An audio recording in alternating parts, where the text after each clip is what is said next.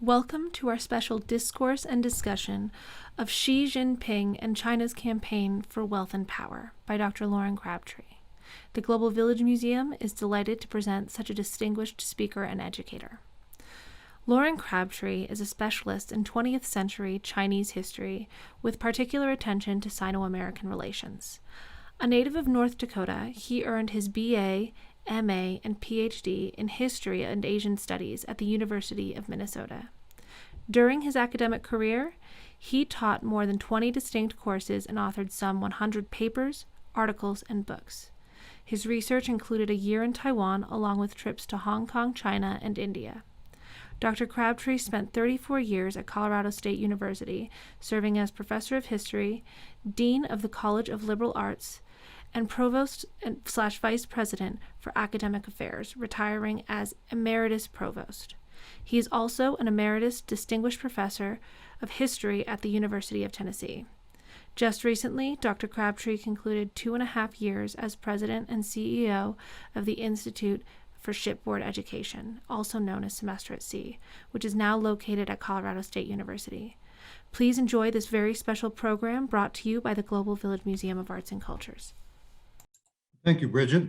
Yeah. And thank you to everyone who's joined us for what I think is an important topic, and I hope I can do it justice.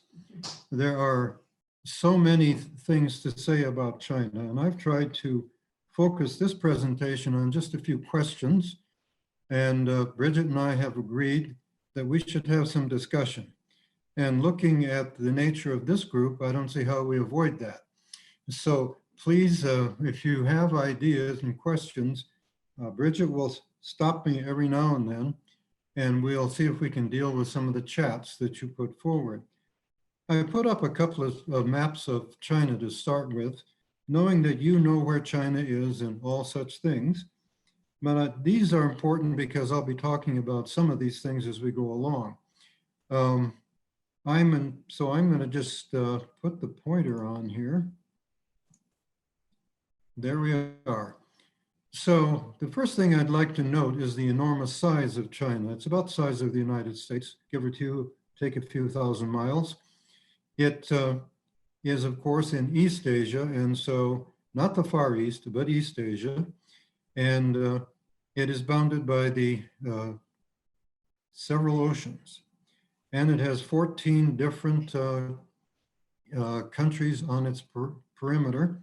So I always say that China has a nervous border syndrome, and I think it does in many ways.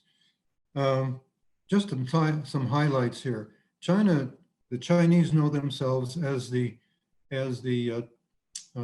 water power of Asia, the water tower of Asia.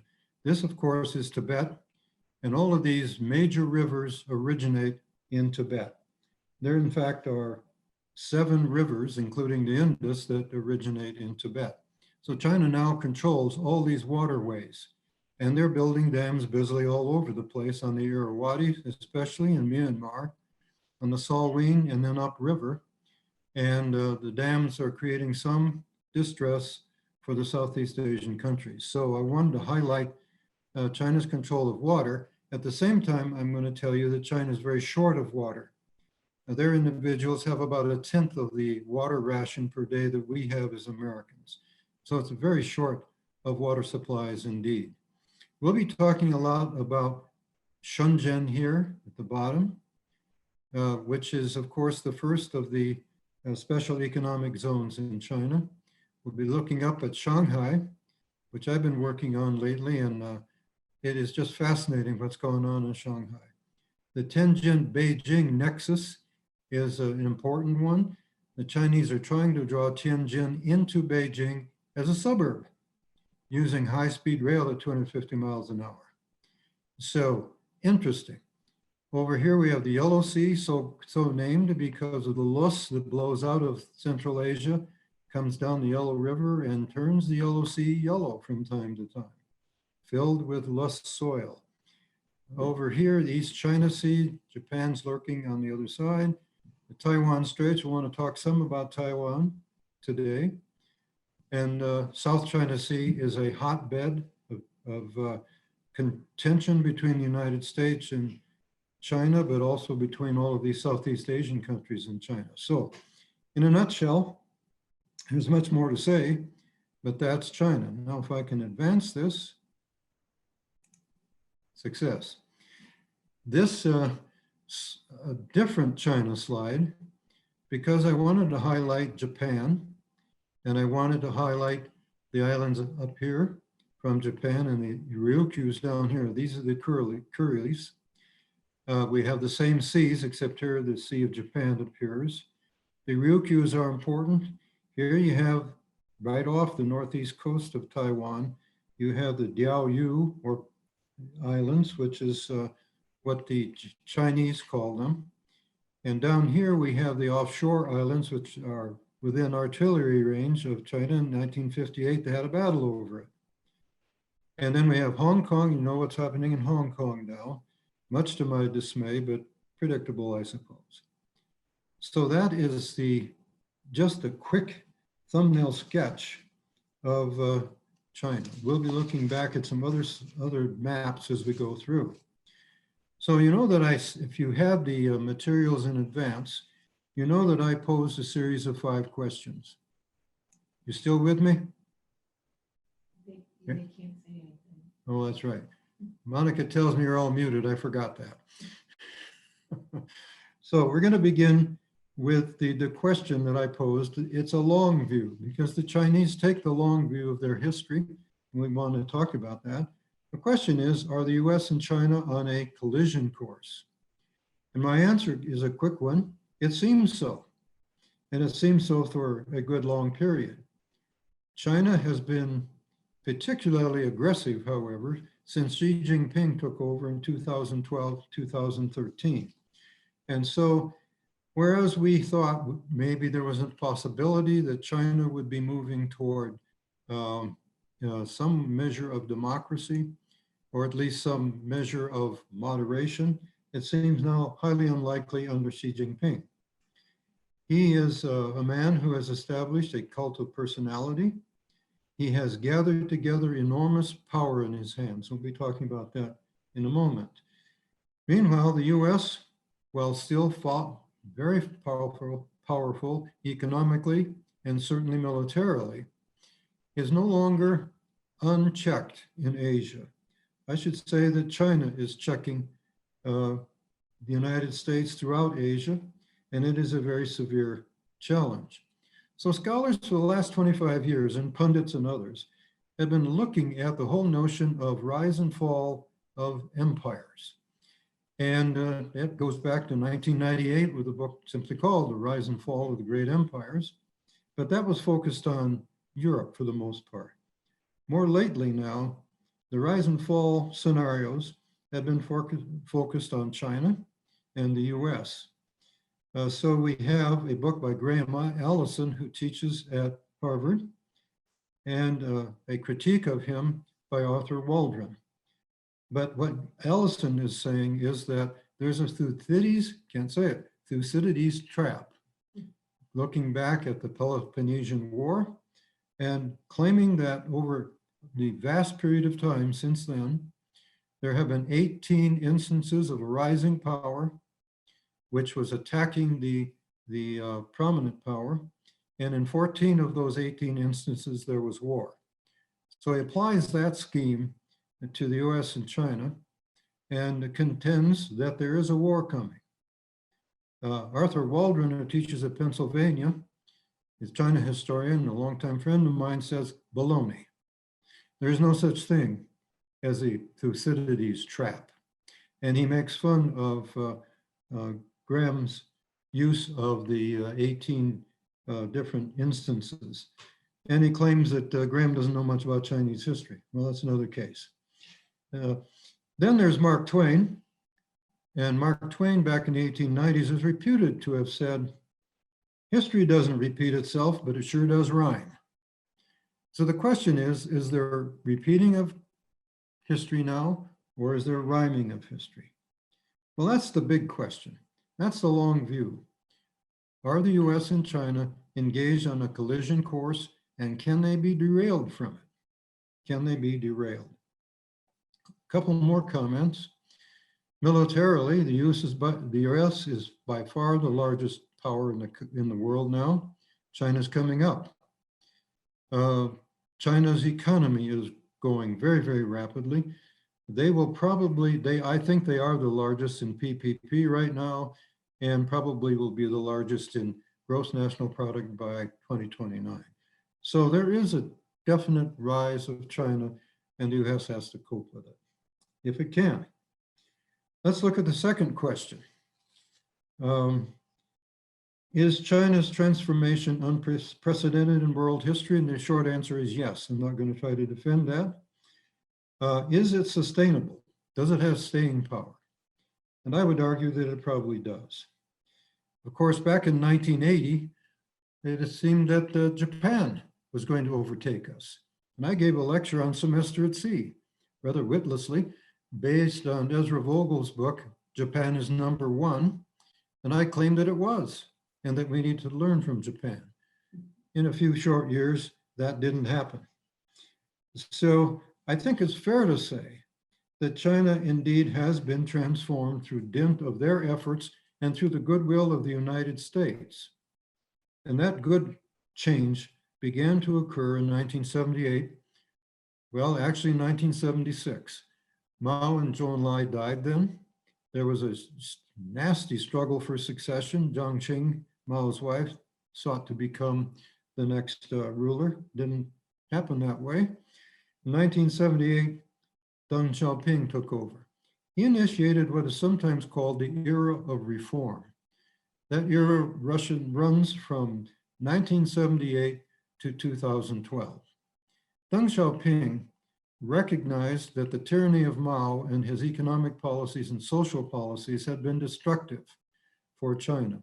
In fact, 30 million people died because of his policies. Deng Xiaoping himself was purged twice by Mao. But he decided when he assumed paramount power in 1978 that he would put China on a different path. He called it the four modernizations. And the biggest of those four modernizations, from my point of view at least, and there were many in agriculture, in defense, in industry, in science and technology, he began to borrow from the West and welcome the West. One of the major means he used to welcome the West were the special economic zones. I've had this screen going for quite a while. When I first went to the Shenzhen area, again, it was 1980, and I went into Guangzhou, and there was nothing there. Even Guangzhou was not much of a city.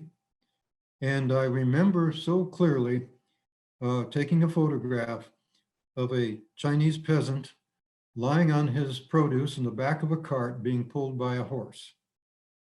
And I thought, my goodness, China has a way to go. That was Shenzhen at the time. In 1980, Xi Jinping designated the first special economic zone, that's Shenzhen. You're looking now at downtown Shenzhen. This is a city of about 20 million now. So a big change. China's special economic zones are one of the keys to their success. Another special economic zone is in Shanghai, Pudong. This is across the Huangpu River from the Bund. Again, my first time to see that. This was nothing but a series of peasant enterprises, mostly rice. Now it's, of course, the economic heartland, the economic center of Shanghai, and probably the heartland and the heartthrob, at least, of China's economy.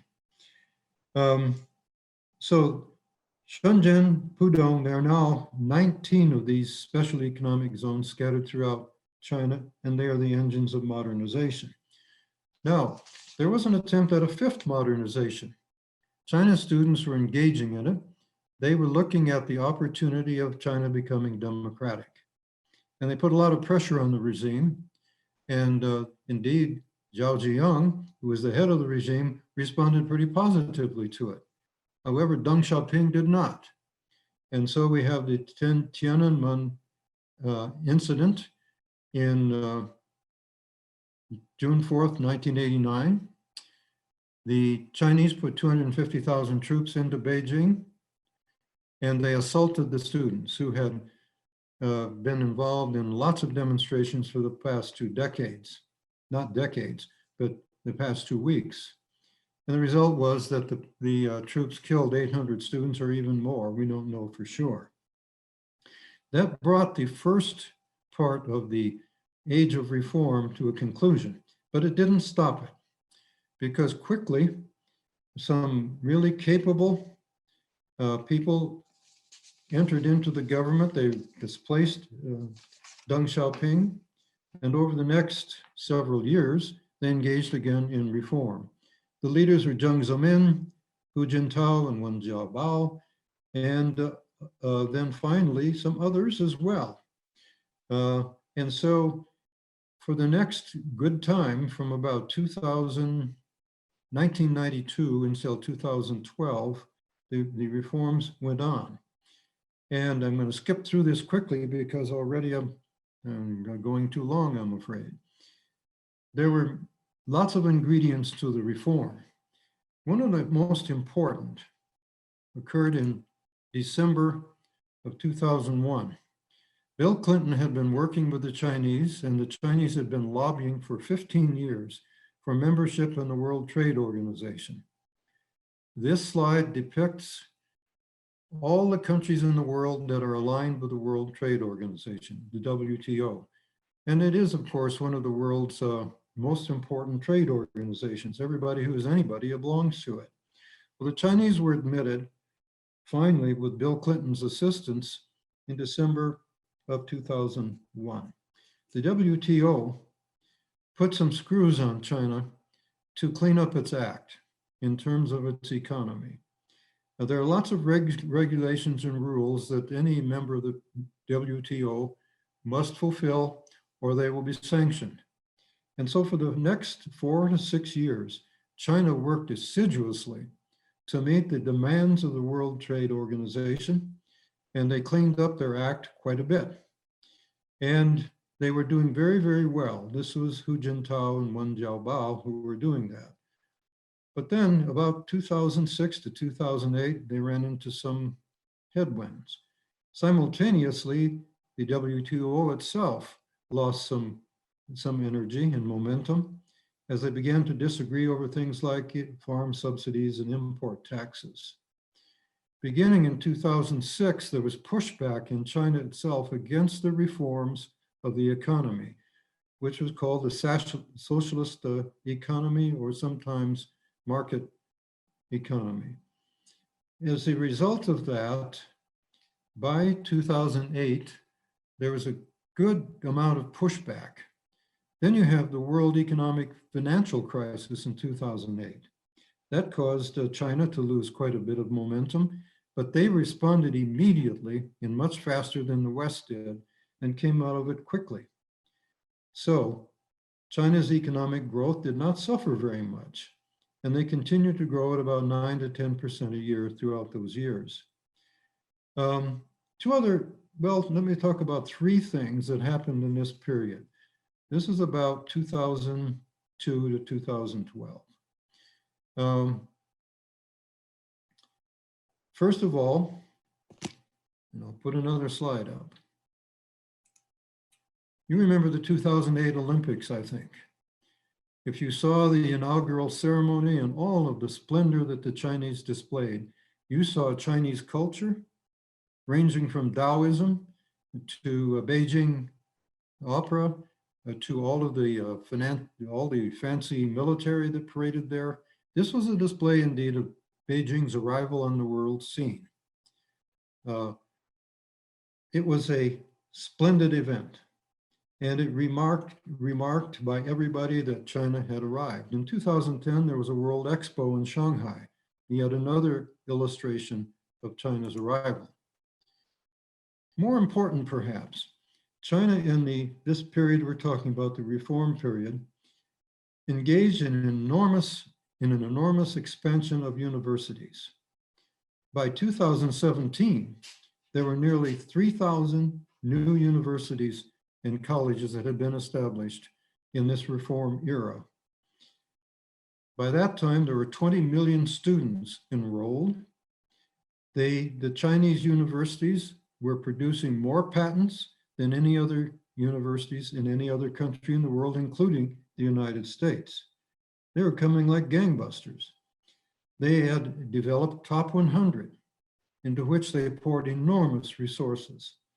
The top 3 are Tsinghua in Beijing, Peking University in Beijing, and Pudong University in Shanghai. But there are many others. So I'm showing you a picture of Sichuan Dashui. That's Four Rivers University. It's in Chengdu.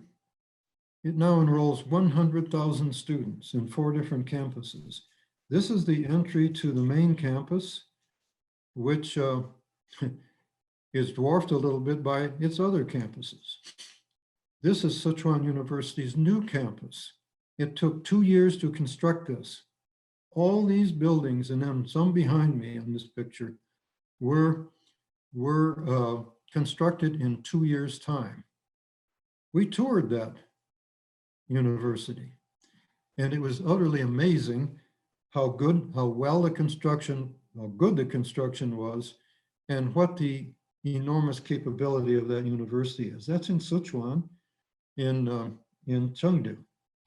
So the university is one of the keys to China's explosive growth. Another key I've mentioned already is Shanghai. This slide was from 1999 and taken from my hotel window. What Shanghai has done is to obliterate many of these wonderful buildings that Chinese used to live in. But they wiped these out and replaced them with these buildings. And so Shanghai today is a city of 24 million, and it has transformed itself, to put it mildly. In 1990, up until 1990, the regime had not allowed Shanghai to grow. There was a lot of resistance to Shanghai, simply because of its history in the 1920s and 1930s, where it was sometimes called the whore of the Orient. Other times it was called the Paris of the Orient, and there are other monikers as well. It was a wild and woolly place. It was where the Chinese Communist Party was founded, and it was not acceptable to Beijing authorities. And it was, however, in 1990 that all the Jiang Zemin took all the limits away from Shanghai and allowed it to grow as a special economic zone. And it has just taken off ever since. You've been to Shanghai, you know that that's true. So that's the reform era. Now, I would argue that because of those things which I've just talked about sketchily. I'm sorry, Loren, do you mind if we stop for a couple of questions? I do not. I was about to say, I think Bridget's going to get after me. If you have questions, let's deal with them now. Wonderful. I'm going to actually have Martin. He had like 3 very good questions that I think will be better coming out of his mouth than mine. So I'm going to unmute you, Martin. It's going to prompt you. Loren, can you hear me? I can. Thank you. This is Martin Limbird. I spent a career working in international educational exchange, monitoring student exchange particularly. I had a friend in Iowa who said, if there are no Chinese graduate students at the University of Iowa, there will be no graduates program. I'd like you to talk about that and mention also about the Confucius institutes that exist on our campuses and on our communities. Is that good or bad? Well, Now. Yeah, those are 2 good questions. Thank you, Martin.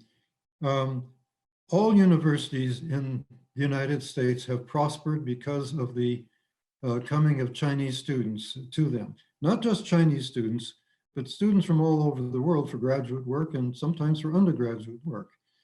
I think in all the high-tech fields that I know about, at least, and indeed, even in places like Oak Ridge National Lab, which might surprise you, which is affiliated, well, I should put it the other way, University of Tennessee is one of the operators of that lab. So I spent 8 years getting to know that lab. And goodness sakes, the Chinese graduate students who were there, the Chinese scholars and professors who were there, the high-end scientists who were there. Amazing. And I believe at the time I was at Tennessee, they had 37 or 8 physicists on their staff, all of them engaged with Chinese students, all of them working on projects at Oak Ridge National Lab. That is very high tech. And it's true at CSU as well. It's true at every research university in the country. Without Chinese students, and indeed Indian students, Saudi students sometimes, we wouldn't have decent graduate programs. Confucius Institutes are one of the, I didn't even talk about this, but one of the it's really important things that China has done since the reform era was to try to tell their story abroad through propaganda, yes, indeed, to such things as the Confucius Institutes. There are literally hundreds of them scattered around the globe. In the US, there were at least 100. And what are the Confucius Institutes? One at CSU, which is now leaving, I guess, in the summer. And across the country, most universities are divesting themselves of the Confucius Institutes. The excuse is that universities who want to teach Asian studies, Chinese language, and those kinds of things have been making good use of Confucius Institutes, but that is a violation of certain US laws. And so that's the excuse for getting rid of the Confucius Institutes. Well, I think there's another reason, and the reason is that across the globe, and I don't mean this, I don't know much about the Chinese Confucius Institute at CSU, but I do know it elsewhere. There are lots of charges of misuse of Chinese students, of obliteration of Taiwan as a reason to have discussions about China, and they were accused of being instruments of propaganda. University of Chicago was the first to ban the Confucius Institute several years ago. So that's what they are. Regrettably, I think they are not like the USIS. They're not. I think they are, whether intentionally or not, instruments of Chinese propaganda. And we have another question from Gail Marie and Bill. What impact of the U.S. military overstretch, as Paul Kennedy describes, the cost to U.S. taxpayers that China does not pay for? Say that one again. I might. Sounds like a Bill question, but. Yeah, I don't quite understand. I'm just going to unmute Bill. So here you are. Loren. Bill. So, Paul Kennedy's The Rise and Fall of Great Powers, he argues every empire implodes because of the cost of maintaining their empire. China, we have 1,000 military bases overseas. China has 1. How can we afford to compete with them with that kind of burden on our taxpayer? That's a good question. And so I spent some time worrying about that. And I've done this over the years. What's the story of the American production, military production? And as we move along in this presentation, Bill, I'm going to answer some of those questions. But let me put it this way. The United States spends about 3.4% of its budget on the military, that is of our total production. China spends 1.9%.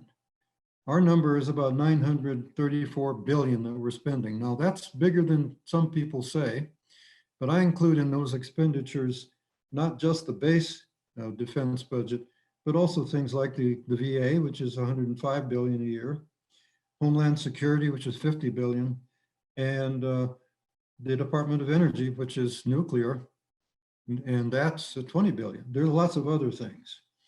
So yes, we spend a lot of money. Under Reagan, we were spending 6% on the military. So it's dwindled a lot. And under In the 90s, it dwindled a lot, and it's not grown much since then. Can we afford that? Well, maybe. We could afford it if we had a proper tax base supporting it. I don't want to be too political, but clearly we do not have a proper tax base for running our government, and we need to have that. Now, we do have a large stretch around the globe, and we are a global power. China is not yet a global power. However, I will be talking about their Belt and Road Initiative before too long, which is their attempt to become a global power. Their initial investment is over $1 trillion, and it's going to rise way beyond that. It has reached as far as Piraeus in Greece, where they are rebuilding the Piraeus port, and that will be a friendly port for China. It's reached as far as Djibouti, where they would love to build a port, but where they now have a major military establishment. And I could go on and on. China in Southeast Asia is just incredible. I will be talking about that again too. And I want to show you some slides of the expansion of the Chinese military. I think the Chinese are doing it smartly, however. They have two insignificant carriers built on the model of a Russian carrier, and they don't stand up to our carriers. They are building one more, and it will be the equivalent of our best carriers. But they're not doing a lot of that kind of military construction. They've gone to almost a relatively modest amount of that. It's asymmetrical. So I'll be talking about that later, Bill. So can we hold off on that, and I'll get back to it.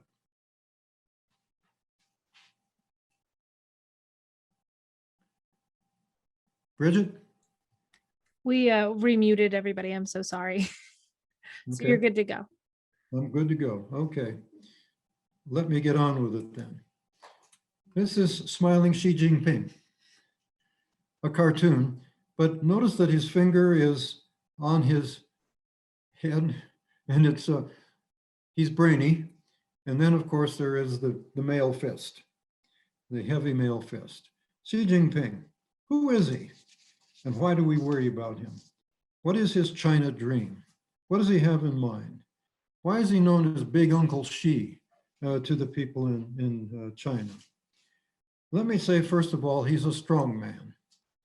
He holds all three top positions in China. He controls the party, he controls the military, he controls the state. No one has done that lately. His thought is enshrined in the constitution of the party and the constitution of the state. As of 2018, there are no term limits on his control of the state. People speculate about that. One reason I think is he wants to get his work done. And he sees what happens to four-year terms in the United States, doesn't work too well. So he's got a long term. He might be in office until 2035 when he reaches the age of 82, and that's the age at which Mao died. I think that's significant. Well, what kind of a guy is he? He's a hardworking, capable, sometimes ruthless Chinese communist apparatchik. He spent 25 years in the Chinese provinces, learning about them and learning his trade. He has stoked Chinese nationalism at a very high level. We'll talk more about that. He has squelched the hopes that many of us had that China would become more liberal over time.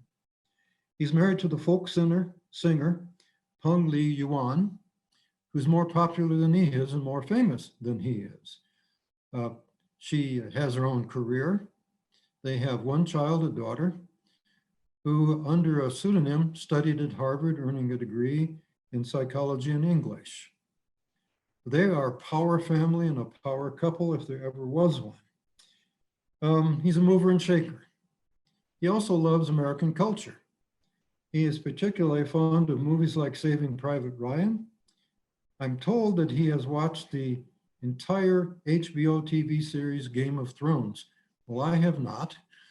I guess there's some attraction there.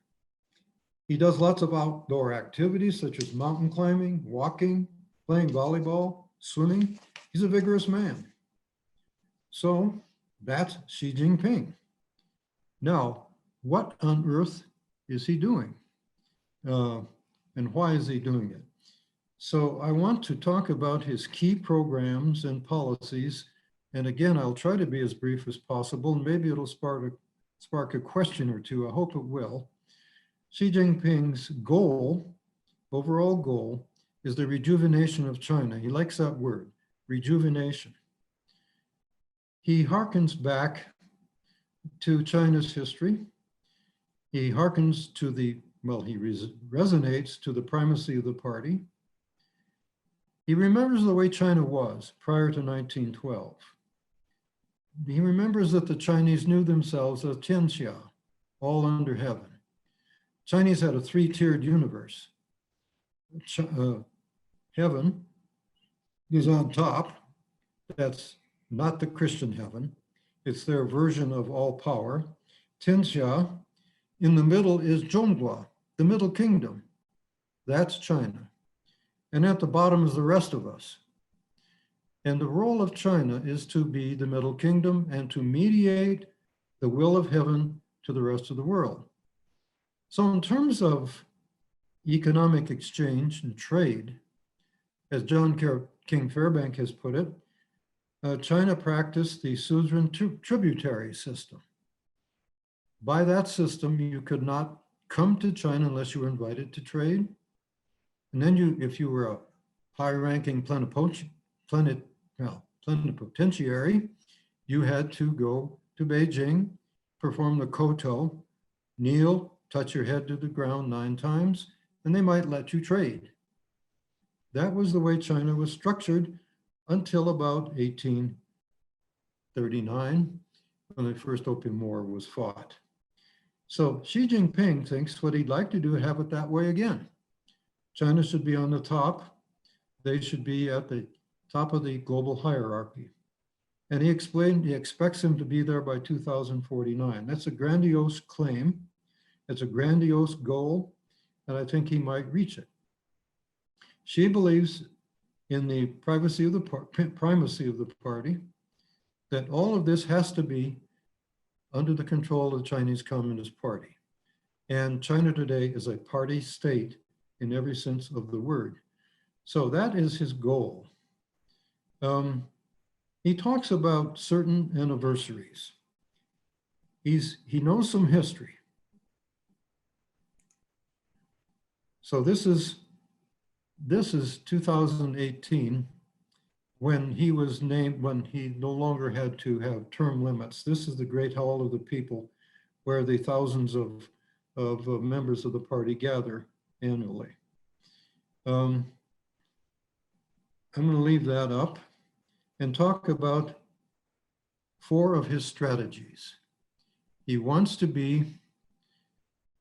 China to be at the top of the heap by 2049. How do they get there? The first thing he talks about is anniversaries. And so he notes that the party was founded in 1921. It is now 2021. It's 100 years. And it's the most important organization, of course, in China. It was founded in Shanghai. This is the place where it was founded. There were about a dozen people who gathered there, including Mao and some others, and they founded the party. They were usually on the run throughout the 1920s because the authorities were after them, but it was founded anyhow. So it's been there, and the party is important. The strategy that Xi Jinping is using, his first strategy, is to, I would call it historical indoctrination. When he found that the Chinese young people were getting too democratic in 1989, he proceeded, Deng Xiaoping proceeded, to change the teaching of social sciences and history and humanities in Chinese schools. They did a total redo to Chinese history. And so there's some dates here. Xi Jinping talks about a century of humiliation, 1839 to 1949, a little bit more than a century. It's a century of humiliation. Begins with the Opium Wars, 1839 to 42, and then a repeat of those in 1860, and then a repeat of all of the troubles that China had in the 19th century, culminating with the Sino-Japanese War in 1895, by which the Japanese took over Taiwan and some island chains that belonged to China. And then, of course, there was foreign imperialism of all sorts. That's a century of humiliation. That is beaten into the Chinese youth in school now, of how China was so mistreated by the world. There's another century. It's called the 100-Year Marathon to World Power. And this has been something that she has talked about a good bit. This is from 1949 to 2049. There's an interesting book by a guy named Pillsbury, who has been for 30 years a China watcher inside the US government and knows the US-China relationship very well. He's written a very, very provocative book called The 100-Year Marathon. Then there's another twisting of history, which is the history of post-World War II. Now, all historians know that China played a minor role, although an important role, in the victory over Japan. They tied down about 500,000 troops in China, but they didn't do much fighting. Well, that's been revised in Xi Jinping's world, so that now it was the Chinese who saved us from Japan in World War II. Quite the opposite, of course. And then what happens after the war with all of the new international organizations, including the UN?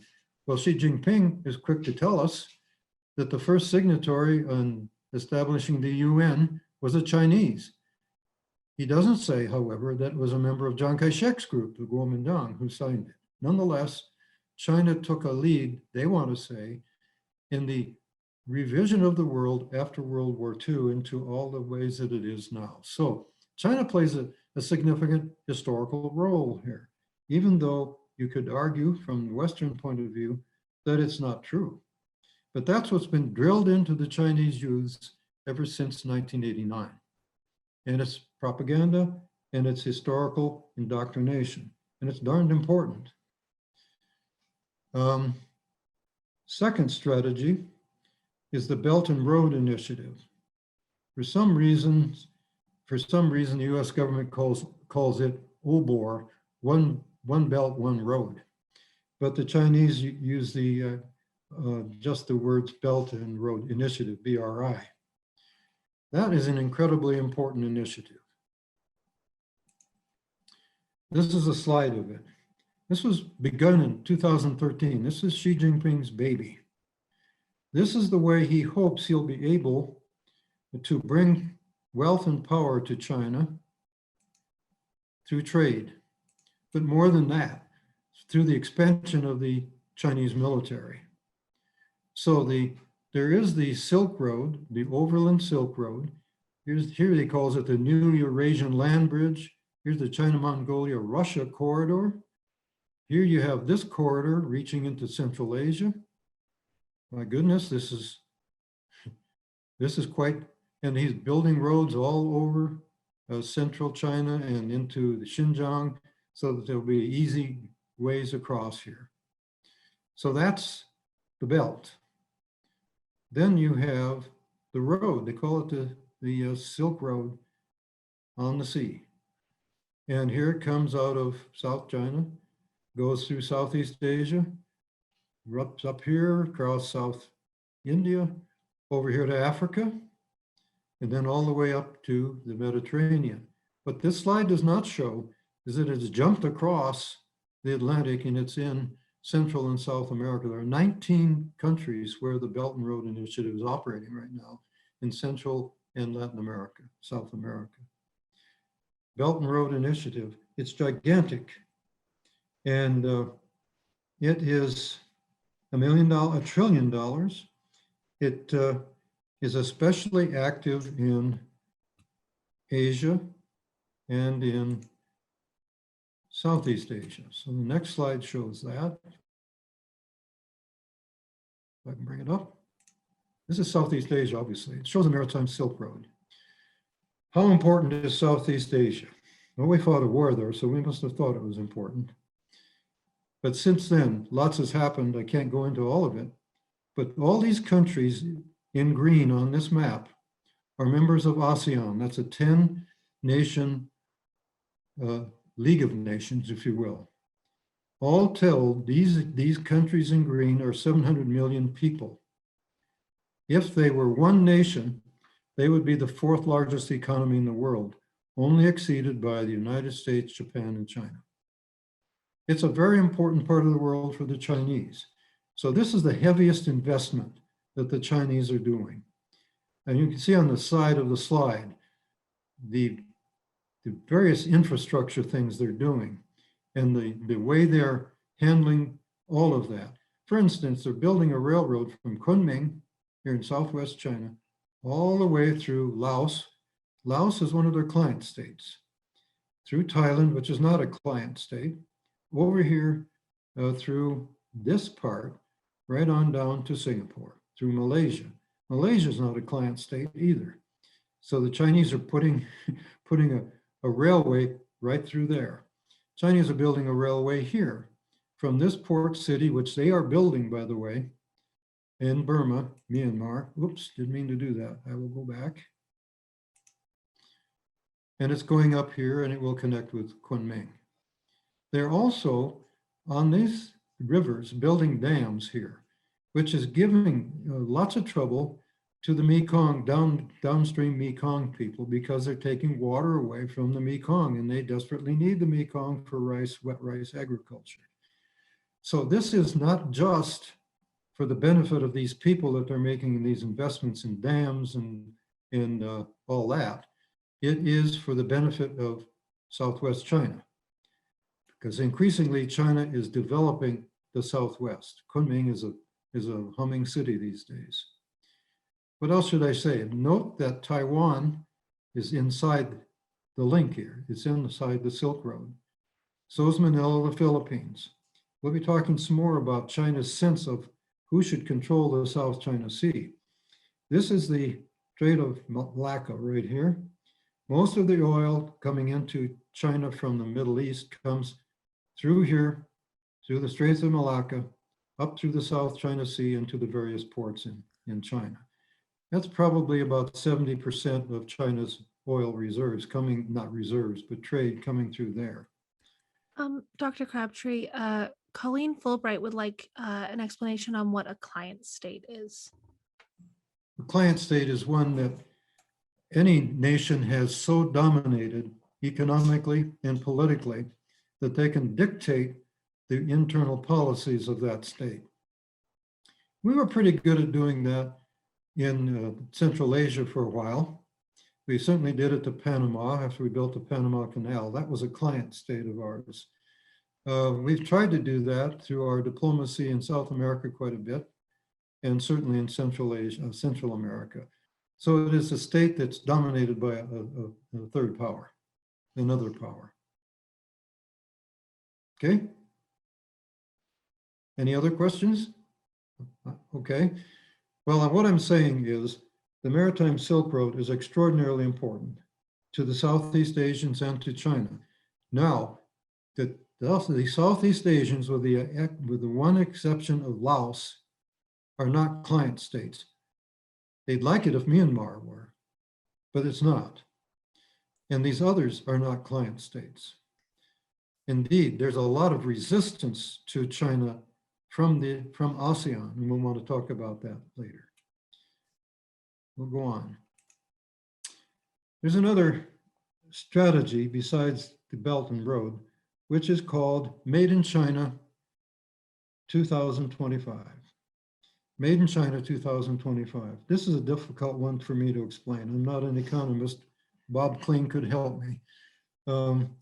Essentially, what China is doing is trying to become self-sufficient in core technologies and in the new core technologies. They are seeking to control private business within China, their own private business, as well as the private businesses of foreign economy there. It's a process of substituting, I call it high-tech import substitution, for lack of a better term that I can understand. What China is trying to do is capture the market in semiconductors, aerospace, all kinds of information technology, robotics, electronic vehicles, electric vehicles, and all manner of economics. It's a high-tech import substitution. Xi Jinping calls it a dual circulation economy. By that, he simply means he wants to develop the consumer economy in China, turn it away from small-scale economy where you're creating clothing, you're making shoes, you're doing that sort of thing. They don't want to do that anymore. What they want to create is microchips and all kinds of advanced technology. So as they do that, they would pull away from any externalities in high tech. They would be self-sufficient in high tech. That's their goal. And then they would sell their high tech, the 5G network, and they're doing it all across the world. And they're selling it at a bargain rate. And in selling it, they're gaining access, of course, to the control of that network, the 5G network. This is what they're doing, and doing it pretty successfully. It has been alarming to the West since they started it in 2015, especially alarming to the United States. This is the glass cockpit that Comac hit. This is a mock-up of it. Puts me in mind of when I went down to see well, I won't go into that. I saw a glass mock-up of a small boat in a important factory in Kansas, but here you have it in Shanghai. So it's high tech. They want to build their aircraft. They want to have, well, they are doing this. They have built railways and that run at 250 miles an hour. And they're connecting places like Suzhou with Shanghai. It takes about 2 hours on the road to get from Shanghai to Suzhou, but their railway takes it in 30 minutes. So you can live in Suzhou, which is a much smaller city, much more beautiful, less expensive, and commute to Shanghai in a half an hour on that railway. It's amazing. So their strategy is called China 2025, Made in China 2025. Still with me? Okay, I'm supposed to keep going, my wife says. I will do that. Fourth strategy is military modernization. The goal of this country, of the Beijing government, is to gain control of their backyard by military means. And they're not bashful about it at all. This is a picture of Asia, essentially. And China, again, as I mentioned earlier, has 14 different principalities on its countries on its edge. It has made deals with 12 of the 14. Does not have a deal with us, nor with Taiwan. Does not have a deal with India because of Aksai Chin. This is, you can't tell what I'm talking about. Let me get the pointer. We do have a couple more questions. Okay, let's go to them. Martha wanted to ask about China in Africa and their relationships in Africa. And then afterwards, I'm gonna unmute Martin so that he can ask his question, because I want to make sure that it gets answered fully. Okay, well, let me answer Martha. Martha knows Africa better than I do, of course. But what China is doing is practicing mercantilism there. They are extracting natural resources from Africa. This is it's an old word, but it's real. It's a mercantilist strategy. It harkens back to the 19th century, to me at least, when Britain and others of the European powers went out and they began to extract resources from underdeveloped places. They imperialized them and then gathered the resources together so that they could live better and have a global economy. That's what China's trying to do. They're short of food. So they're in certain countries in Africa, blowing down the trees and planting there. Who's doing the work? by and large, Chinese people are doing it, and not Africans, it's Chinese. And it's huge. They're just vast swaths of Africa that have come under Chinese cultivation. And of course, they're paying for it to some extent at least, but that's their goal. They do not see, I think, Africa as necessarily an important part of what they do, but in the previous slide, you notice that they do have some outposts there for investment in places like Kenya. And so they are moving on Africa. They haven't reached South Africa yet, and I don't know if they will, but that's in a nutshell what I know about China in Africa. Perfect. Okay. Martin, I'm going to have you unmute yourself. Thank you. Lauren, my question relates to the Made in China 2025 and the description of dual circulation economy. Has not the U.S. and study in the U.S. for Chinese students, hadn't we not been effectively complicit in easing China's dominance in achieving this goal? In a word, yes. I'm glad you asked, because we may not get to that point later on in this endless talk. What we did, beginning basically in 1976, was to engage in China, not contain them, but to engage in them. And I must say it was rather witless. We gave away an awful lot of technology. We gave away a lot of our secrets. And then the United States trained people like me. And so I made a career out of explaining China to the United States. And I made the case that China was benign, that if it modernized, it would become maybe not democratic, but it would become a slightly more liberal place. And it was important for all of us in the world that China become moderate, and at best, liberal. If not liberal, at least not aggressive. So I argued it for years. This fellow Pillsbury also argued it for years. He's kind of chagrined about it now. I read that book and I said, oh my goodness, that's Crabtree. He did the same thing. I explained China, and we wanted to help China.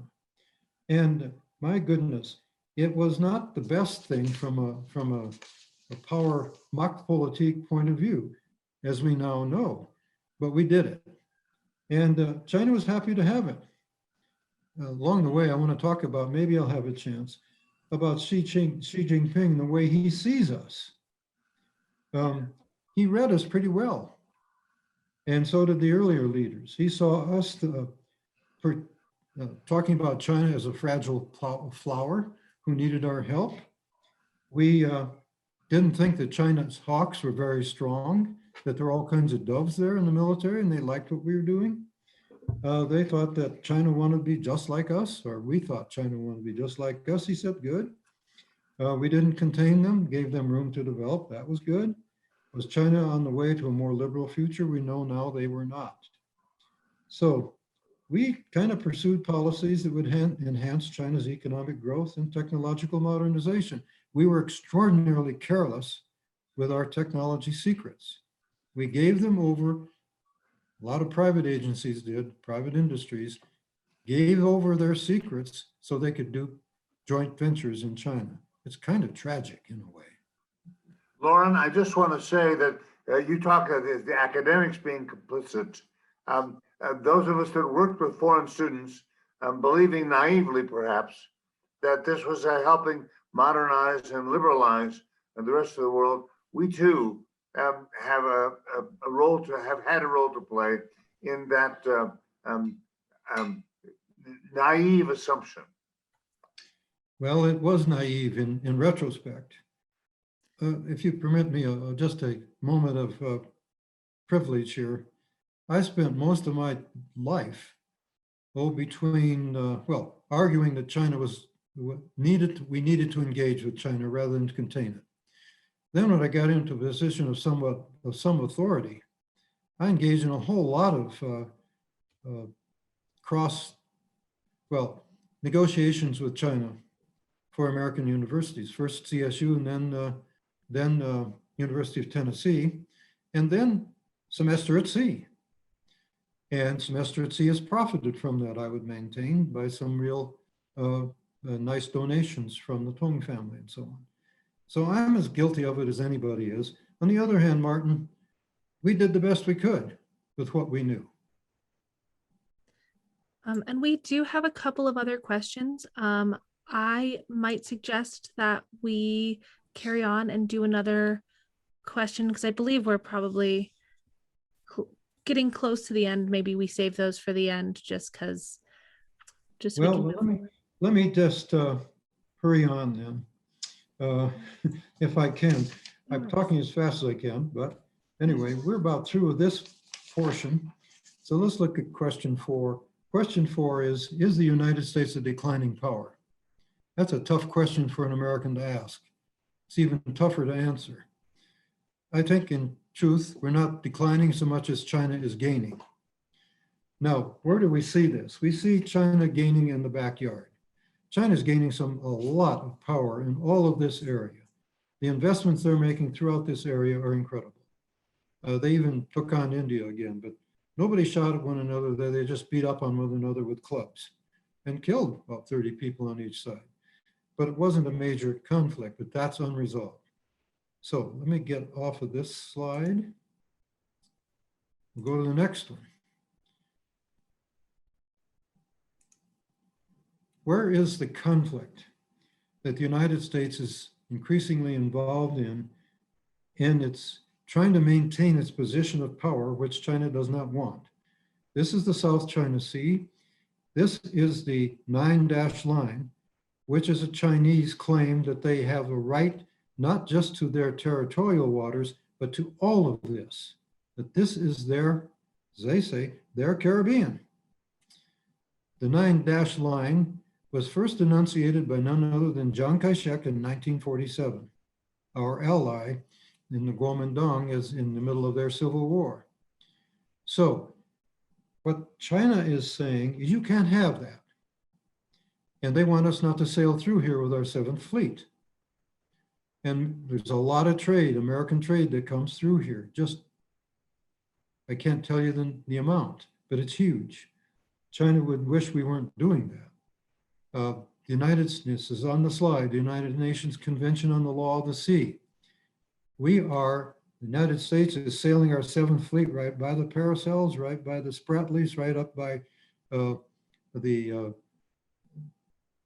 here in the Philippines. We're trying to maintain the law of the sea that we have the right to be there. China doesn't like that. Are we a declining power? Well, maybe so. Let's go to the next one. What is China doing with the Paracel Islands? This is Woody Island. It's the largest of the Paracels. It's equidistant between Vietnam and China. Guess what? China claims this island, so does Taiwan. The PRC said, too bad for you guys, it's our island. So they seized it. Then they dredged the ocean. I'm going to put this on again. They dredged the ocean on top of the rocks. There's one of the rocks. There's another rock. So they dredged this, creating a nice bay. And then they built these are buildings. It's fortified. And guess what? There's an airstrip. They intend to do that on the other 7 islands, the other 6 islands. Well, what is the United States doing? It's sailing right along there. And they're saying, these are not Chinese waters, the United States is saying. The Vietnamese are saying, these are not Chinese waters. Moreover, that's not a Chinese island. So that's not something that China is willing to give up. And neither is the US, neither is Vietnam, neither is Taiwan. Is the United States in a position of decline because of this? Because we're not doing anything about it, except sailing our ships by it, which is not very terrifying to the Chinese, as it turns out. Let's go on. Chinese are building a navy. They have more ships right now than we do. They have 450 ships. We have 297. However, they're not the quality of our ships. They're not really a threat to us yet. What they're doing, however, is combining their Coast Guard, and that's one of their vessels, with their regular Navy, and they're using that Coast Guard as an instrument of expansion in South China Sea. So there is a problem with American power there, and we might argue that it's in decline. If we are in decline, is there the likelihood of military and economic conflict? Well, there's a possibility at least, simply because China's our decline is kind of matched by China's growth. So let's look at the next slide. These may be too much for you at this point, but who has economic primacy these days? This is GDP at purchasing power parity. And if you look at it back in 90, that's when China entered the WHO. So here's the United States. This is our economic growth since then, doing pretty well, but notice it's crossing here. This is PPP, this is not GDP. China here is very low. The GDP per capita was about $800 here. It's now $16,000 in PPP per capita. So they come along here and they're rising. Who's primary? Who has primacy in the world in terms of economy? I think it's getting pretty close that it could be China at the top. What about defense spending? This is between 2010 and 2019. Different estimates, just as I have a different estimate for the US, which is much higher. So do other people have for these other countries, but this is China. This is the official, oops, I've got to get this on again. Sorry, folks. This is the official. This is China's official number. So they show it here at about, no, 225,000 billion. But we have two other European groups doing it and they put it much higher. So we know, I think, that China's economic investment in its military is growing. Is it a threat to us? Well, look at here at this one. This is about current. The United States defense budget is 732 billion, but as I told you earlier, it's more like 930 billion, 934 billion. China's defense budget is here. You combine that, these are 10, the 10 highest spenders in the world. We're bigger than any of them, much bigger than China. And these are our allies, or at least they're not our enemies. India, Saudi Arabia buys all of their weapons from us. France, Germany, the UK, Japan, South Korea. Brazil's a little, not really an ally these days, but the others are. You put them together with us, we have preponderance of military power in the world, still. So we're not really declining in the military. But have we missed it? Because China is catching up with us. What's happened to us? Well, have we missed our moment?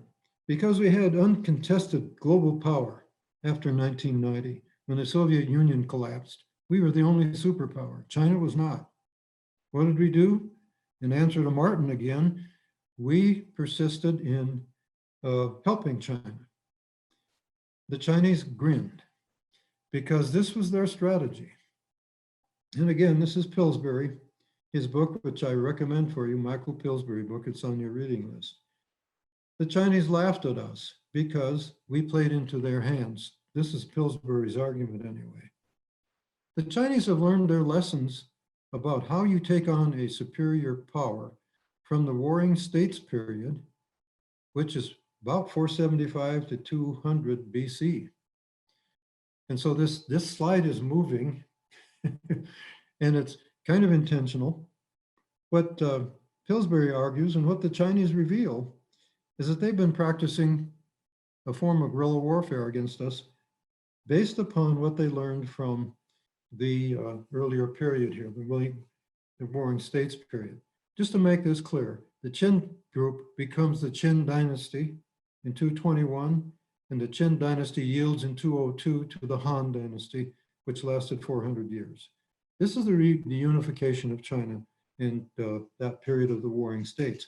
What were the tactics that Qin used, which are still being used by the People's Republic of China? They're pretty simple. They learn from other states. They don't fight unless they have the advantage. They use every stratagem that they can think of to gain an advantage, legal or illegal. They hide their ambitions while they're building their capability. China's done a great job of that. They husband their resources and they gain control of resources. They've done that in Central Asia. They've done that in Africa. They've done that in Southeast Asia. They're gaining resources. And then they practice asymmetric warfare, which I think I'll jump to that very quickly. Asymmetric is simply using non-traditional means in war. And China is doing a lot of that. They think that they can't stand up to us in conventional military power. They know they can't. Not yet, maybe never. So they've turned to asymmetric power, to missiles. They don't have carriers. They don't have seaborne aircraft of any quality at all. But they can take out our big carriers with a couple of well-placed missiles that cost a couple $1 million a piece. And so they're building those kinds of asymmetric capabilities. They are building cyber warfare capabilities. They've been able to use a beam, if you will, to destroy one of their obsolete satellites just by using a powerful beam from China. So asymmetric warfare, I could go on at great length. The point is, there's a whole bunch of it. And it puts us at a disadvantage, puts US at a disadvantage. So is the US a declining power? Not really, but we have work to do. So how should the United States deal with this rising China? Well, that's not my problem. It's Joe Biden's problem. However, it is our problem. This slide is from Biden's visit in 2013 to China. He certainly met and negotiated with Xi Jinping. He knows the man. I think Trump met once with Xi Jinping, and it didn't go well. So we have hope. I have hope with the new administration and with the foreign policy team that Joe Biden has put together. I don't agree with everything Joe Biden has done up to this point, and you would not expect everybody to agree. What we would expect is that he would be thoughtful and pretty creative about issues like Taiwan, because China's putting a lot of pressure on Taiwan these days. How do we maintain a relationship with Taiwan? How do we protect Taiwan and its independence without engaging in war with China? It's a huge issue. So there are issues. How should the United States be dealing with the rising power of China? I'm going to just say a few more things. First of all, we should stand up to China's abuses when we see them. When we see China overreaching, we should stand up to them. That includes the Uyghurs, often Xinjiang province, with 1 million of them in prison, really. We should be standing up to that as a human right violation, and we can. Trump chose not to. We should reinvigorate our relations with our allies, with ASEAN nations, for sure. We should join now the Trans-Pacific Partnership, which Trump pulled us out of witlessly. It's now called the Comprehensive and Progressive Agreement for Trans-Pacific Partnership. What it is a gathering, if we join, of 12 states that together constitute well more than 40% of the world's economic power. It's an attempt to have an alternative to the growth of China's economy. We should be in it. The third thing, we should collaborate with China on pressing global issues that they think are pressing, such as climate change, protection of the oceans. There's been much overfishing, needs to be dealt with. Terrorism is an issue for China as it is for us. Nuclear proliferation is an issue for everyone, and human rights violations. The Paris Climate Accord, we're back in it, should have been. So we collaborate with China on pressing global issues. That's the key to peace. Say one more thing. That is that the United States should not forget who it is, what we've been. We are still the most powerful liberal state in the world. And we shouldn't run away from that. And if that means confrontation with China from time to time, so be it. We should keep in mind that China has 400 million people in urban middle class status with wealth, lots of wealth. We should not misunderstand what they believe. They don't believe in what Xi Jinping is doing. They are chafing under his authoritarianism. And I think they're middle of the road, they're middle class, they're urbanites, they want the good life. We shouldn't forget our friends in China. They still are our friends. So those are the things we ought to do. Now, I'm not a diplomat, I won't be doing it, but I sure will hope someone will. I'm not quite done. I should quit now. Let's quit on questions. I have 2 more slides. These are Chinese young people on their way to study abroad in Europe and the United States. Take a look at them. That's the future of China. I think it's also our future. It's in their hands like it's in the hands of our children. What will become of them? When they come back from study abroad, and I hope some of them stay, as one of the executives in Silicon Valley said the other day, we ought to staple a green card to every degree a Chinese student gets in this country, so they can stay. Well, won't ever happen. But look at their faces, they are lovely, and they are looking for a good life. And will they return to China? Probably. And if they do, that would be a good thing. Well, I'm having trouble here. It will not let me go to the next, there we go. One more slide. This is the other kind of Chinese. Every morning in Tiananmen Square, when the sun comes up and hits the image of Mao Zedong, the square is crowded with young people who are there to take the picture, who to listen to the national anthem, and to see the flags come out. These are the patriotic youth of China. Where are they? These are the folks born after 1990. What will they do? What about the folks who saw Tiananmen, 1980? What will they do? The future is in our children, not in us. The challenges are daunting between these countries, but we need to deal with them and deal with them in an open way. We should not demonize the Chinese. We should humanize them, and I hope they do the same for us. That's enough. Questions? Wonderful. Before Dr. Crabtree takes any questions, I would like to remind everyone that our current main gallery exhibit, Colorful Paintings by Folk Artists of Central China, will be closing March 20th. The staff and board are deeply grateful to the exhibit's curator, board member Jean Lehman, who I believe left earlier in the talk.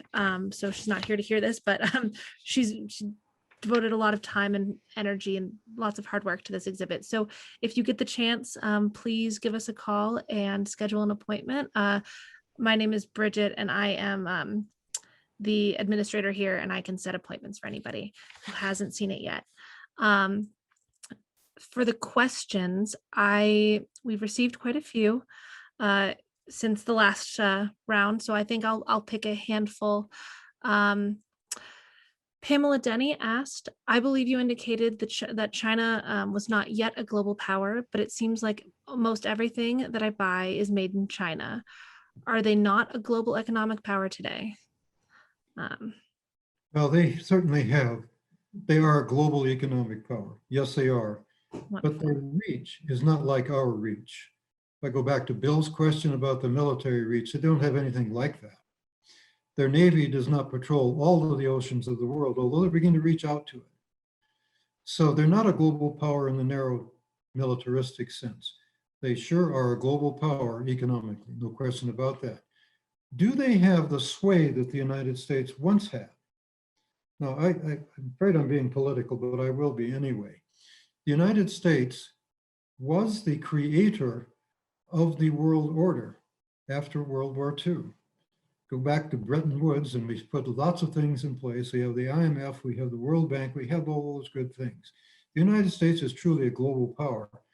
Some people call us a hyperpower. I think China is approaching that, but they're not there yet. And if I had time, I would run through all the problems that China has, because it's not an easy row to hoe.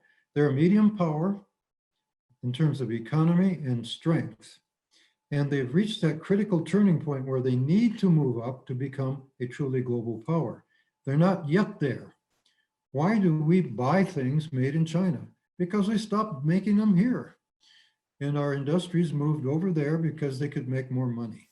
It was a bad move. And so we gutted our industrial enterprise.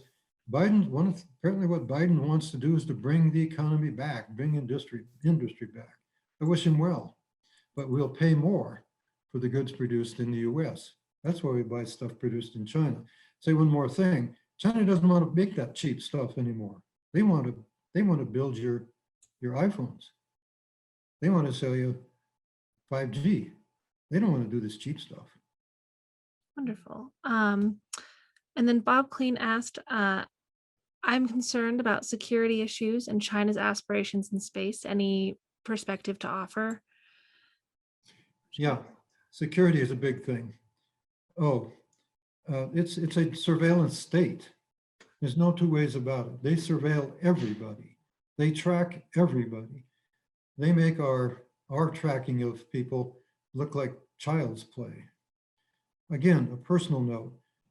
Monica and I were staying at a very nice hotel on the 26th floor, looking out on the Bund, and we were jet lagged. We looked out there, and Monica said, "What is that?" And here there were drones going up and down the Bund and up the side streets, up and down, and they just were relentless. Surveillance state. I think, Bob, anybody who goes into China right now, even with an American passport, might be a little bit nervous about the surveillance there and whether or not we are welcome there. The Chinese seem to believe that we hate them.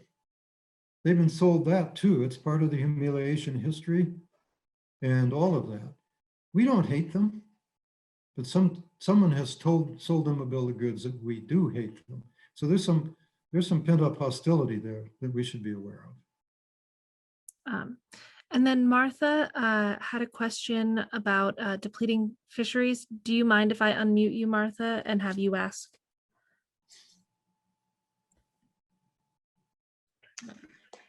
Yeah, sitting out here in the middle of the Pacific, the news has been recently and before that there were 300 or 400 fishing vessels traveling kind of in a group from between Chile and Asia, and they are absolutely depleting fisheries resources in the Pacific.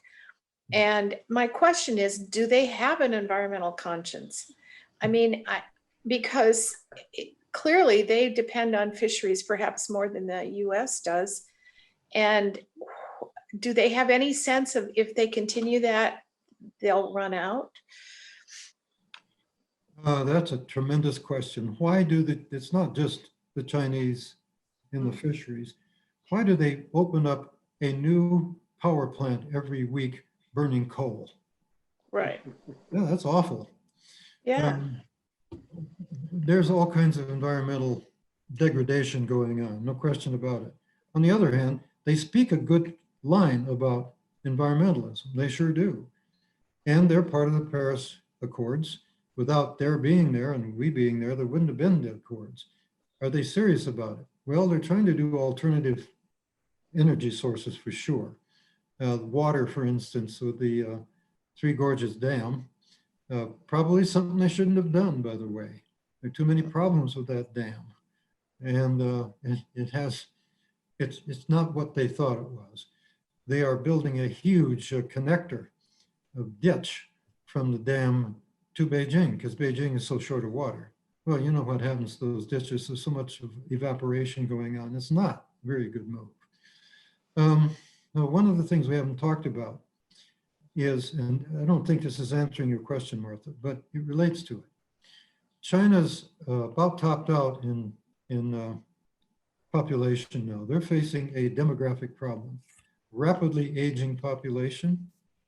They will start to decline in population by about 5 million a year in 2029 and 30.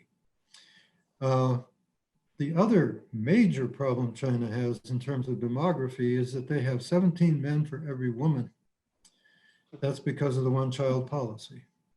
That's good for population control. It's not, yes, it is. It's also good for prostitution, it turns out. I'm sure. But it's not good for stability. When you have a bunch of single young men, angry as the deuce, not so good for Chinese tranquility, if you will. Back to the overfishing, though. It's a problem. You see Chinese fleets everywhere. You see Chinese trawlers everywhere. And it's one of the laws of the sea. It also has to do with WTO. If it's a violation, that should be something WTO is dealing with. That's a violation. And the fact that Trump would, I'm sorry, I'm being too political, but he would not allow the Americans to fill the open slots on the appeals process in the WTO. So it has not been dealing with appeals over the last 4 years. It's criminal. It's criminal. So we've got a lot to do, and China probably got away with that. Nobody complained. If they did, no one listened. Some of these poor little Pacific islands have been trying to arrest individual, ships that are in violation. But, when you've got 300 or 400 ships in a flotilla going through the ocean and just pillaging it, it's pretty hard for any small country to do anything. Yeah, and that is the size of China. China is huge. It has 1.4 billion people. Yeah. They can do those things. And they're about doing that, becoming a seafaring, well, they've always been a seafaring people at that lower level. But now they have become a true sea power. They were never a sea power. 1990, they were not a sea power. They are quickly becoming one. And the United States, if you're interested in this, pick up the Defense Department's current assessment of Chinese technology and military. It's only 200 pages long. Pull it off the web. It is frightening what China can do because of its size and its economy. Oh, great. I am going to move on to one last question, and I think then we should probably end the Zoom call. David Lehman asked, do you have any more detail than the press gave us about the Chinese response to COVID-19 and China's interaction with the World Health Organization? Don't know if I have any real information that's much better than you get off ordinary news. One of the problems in China was that Xi Jinping did not take a stance on the COVID-19 for 2 weeks. Now, I want to say more about China's weaknesses, and that is their authoritarianism. He is the supreme leader, if you will. Decisions are not made in China, but that he makes them or at least okays them. Again, I want to say 30 provinces and special areas. It's a massive country. You can't control it. And so he sat there when the word probably seeped up to him for 2 weeks and did nothing. That was the mistake. And that led to some real tragedy in Wuhan, no question about it. And that darn virus got out of control. It's not the China virus, however. Where did the virus come to New York and New England? It came out of Europe. It came out of Spain. We narrowly missed getting infected in Spain with the China virus, so-called. It's not the China virus, but it is a worldwide virus. So to call it the China virus is not accurate. However, I do not think China has been forthcoming with the WHO, and they should have done a better job of bringing the WHO in early on, and they didn't. And that's probably attributable to Xi Jinping's dilatory response to it. Well, wonderful. Thank you so much, Dr. Crabtree, and to everybody who came and participated. I think we're probably going to have to end the call, but please visit our website for upcoming exhibits, and I hope you all have a wonderful night. Let me just say it's a dandy exhibit. It really is. Everyone It's should- really good. Thank you all for listening. I'm sorry it ran so long. But after all, I used to teach on an hour and 15-minute schedule. It's inbred. Thank you very much. Yeah. Thank you.